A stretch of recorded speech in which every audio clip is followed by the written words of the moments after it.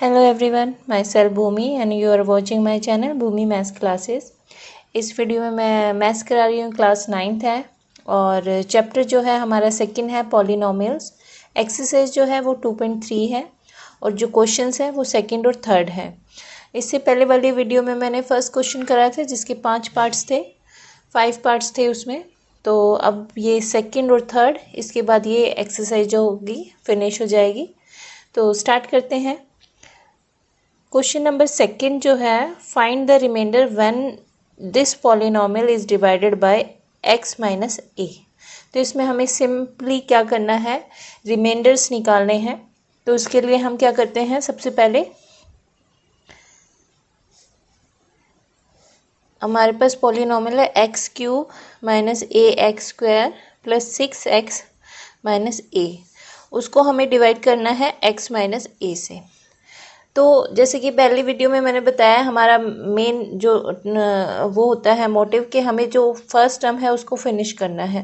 तो इसके लिए हम क्या करेंगे, अगर मैं इसको एक्स स्क्वायर से मल्टीप्लाई करूँ तो एक्स क्यूब आ जाएगा और ये वाली टर्म ख़त्म हो जाएगी। तो इसलिए सबसे पहले मैं एक्स स्क्वायर लेती हूँ। एक्स स्क्वायर को एक्स से किया तो एक्स क्यूब आ गया। उसके बाद हमने ए से किया तो माइनस ए एक्स स्क्वायर आ गया। अब लकीली क्या है, ये दोनों टर्म ही सेम आ गई हैं, तो इसलिए ये दोनों ही कट जाएंगी।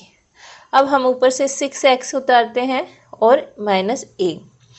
अब यहाँ पर हम क्या करते हैं, अगर मैं इसको 6 से मल्टीप्लाई कर दूँ तो 6x आ जाएगा, क्योंकि मेन मोटिव हमारा क्या है, फर्स्ट टर्म को फिनिश करना। तो इसलिए मैं प्लस का 6 लेती हूँ। 6 को x से किया तो 6x और a से किया तो माइनस का 6a। अब क्या होगा, साइन चेंज करते हैं क्योंकि सब्ट्रैक्शन करें हम, ये कट जाएगा और यहाँ से हमारे पास आ जाता है 5a।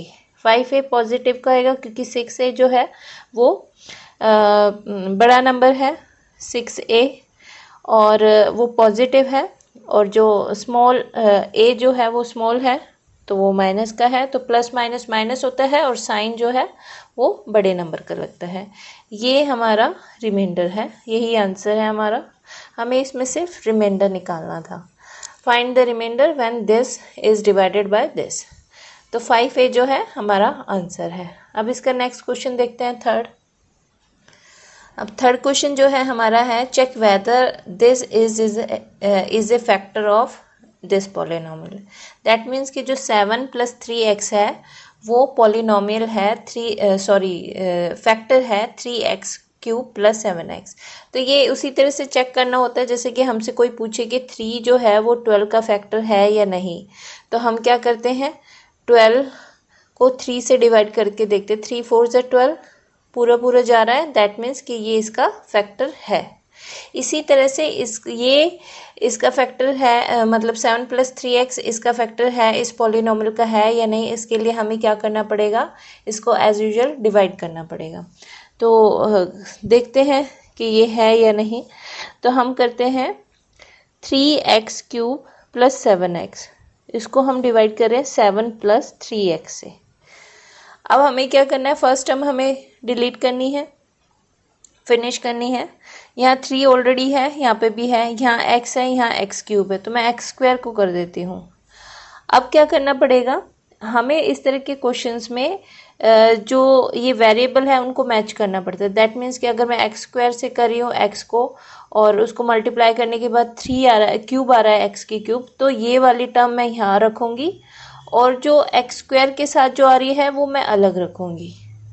तो हमें वो मैच करके उसके नीचे रखना पड़ेगा। ऐसे नहीं है कि x² 7 से मैं मल्टीप्लाई कर रही हूँ तो वो इसके नीचे रख देंगे। वो हमें वेरिएबल जो है वो किस, उसकी डिग्री क्या है उसके हिसाब से रखना है।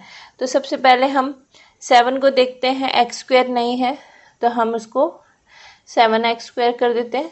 फिर आता है हमारे पास 3x प्लस है, ये भी 3x³ हो जाता है। तो x² को जब हमने 7 से किया तो ये आया और 3x से किया तो ये आया, तो उसके हिसाब से हमने रख दिया है। अब ये पूरा पूरा कट जाता है। यहाँ पर हम देखते हैं -7x² और ये प्लस का 7x।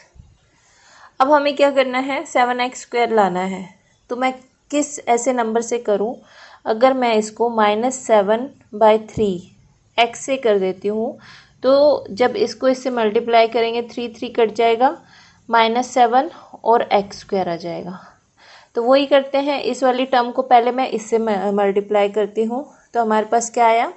अगर हम देखते हैं तो -7/3x को अगर मैं 3x से मल्टीप्लाई करती हूँ तो 3 से 3 कट जाता है, -7x² आ जाता है। तो वो ही हम यहाँ लिखेंगे। ये इस तरह से मैंने सोल्व करके 7/3 को 3x से मल्टीप्लाई किया तो मेरे पास ये आया, इसलिए मैं ये यहाँ पर लिख रही हूँ।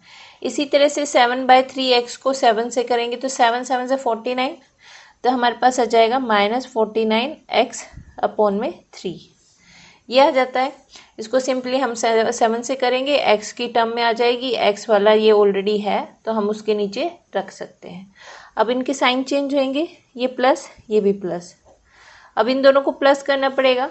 अगर हम देखते हैं 7x और प्लस का 49x/3, 7 3 ज़ा 21, 21 और 49 को ऐड करेंगे तो हमारे पास 10 और ये 70, तो दैट मीन्स 70x/3 ये हमारे पास रह जाता है।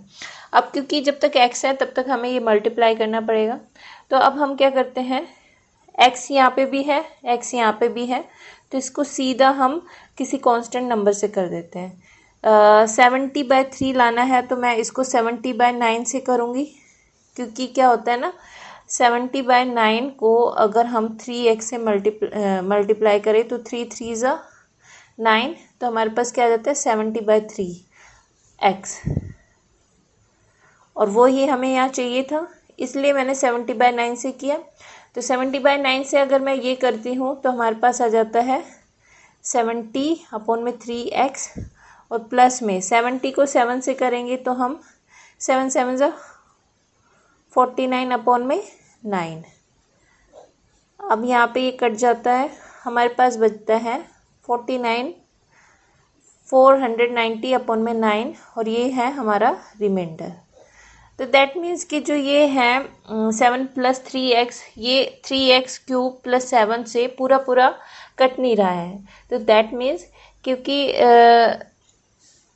किसी भी अगर जैसे कि 3 जो है 12 का फैक्टर है या नहीं, उसके लिए हमने डिवाइड करा तो पूरा पूरा कटा, तो इसलिए हमने बोला कि 3 जो है फैक्टर है 12 का, लेकिन यहाँ पे रिमाइंडर है तो ये नहीं कट रहा है पूरा, तो दैट मीन्स इसका आंसर होगा नो, सिंस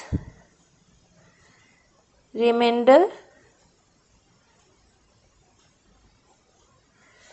इज नॉट 0, क्योंकि जो रिमाइंडर है वो 0 नहीं है, इसलिए ये इसका फैक्टर नहीं होगा। क्योंकि हमें चेक करने के लिए बोला था कि जो 7 + 3x है वो 3x³ + 7x का फैक्टर है या नहीं, तो हमारा आंसर होगा नो, ये हमारा आंसर है। तो इस तरह से ये 2 क्वेश्चन ही थे इस वीडियो में। आई होप कि आपको ये मेरे एक्सप्लेनेशन जो है वो समझ आए होंगे, पसंद आए होंगे। If you like my work please do like, share and subscribe my channel. Please, मैंने देखा है कि बहुत से लोग जो हैं वो वीडियो देखते हैं, सब्सक्राइब नहीं करते। प्लीज़ अगर आपके मेरी वीडियो आपके किसी भी काम आ रही हैं तो प्लीज़ सब्सक्राइब ज़रूर करिए। Thank you for watching.